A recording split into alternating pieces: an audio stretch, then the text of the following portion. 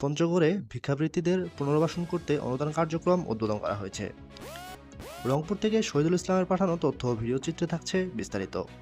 অভিযান নিউজ টিভির সাথে আছি আমি তৌফিক হাসান।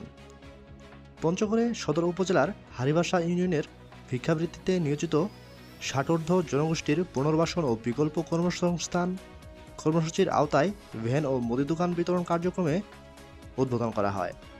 রবিবার দুপুরে উপজেলার হারিবাসা ইউনিয়ন পরিষদ চত্বরে উপজেলা প্রশাসন ও উপজেলার সমবায়ের উদ্যোগে উদ্বোধনী অনুষ্ঠানে প্রধান অতিথি জেলা প্রশাসক সাবেদ আলী উপকারভোগীদের মাঝে এসব উপহার তুলে দেন। ভিক্ষাবৃত্তিদের পুনর্বাসনে উপকরণ হিসেবে 3টি চার্জার ভ্যান, একটি দোকান ও প্রতিবন্ধীদের জন্য 4টি হুইল চেয়ার উপকারভোগীদেরকে প্রদান করা হয়। এ সময় হারিবাসা ইউনিয়ন পরিষদের চেয়ারম্যান সায়েদ নুরি আলম, বৈষম্যবিরোধী ছাত্র আন্দোলনের জেলা সমন্বয়ক ফজলে রাব্বি, উপপরিচালক সমাজসেবা কর্মকর্তা অনিরুদ্ধ কুমার রায়, সদর উপজেলার নির্বাহী অফিসার জাকির হোসেন সহ স্থানীয় গণ্যমান্য ব্যক্তিরা উপস্থিত ছিলেন।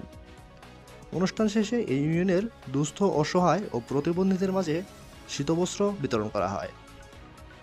এবং যাকে আমরা পুনর্বাসিত করব সে যেন বলতে বলেন যে আপনাদেরকে এই ভিক্ষাবৃত্তি থেকে সরাই রাখতে চাই, ভিক্ষা করার দরকার নেই। কে কি করছে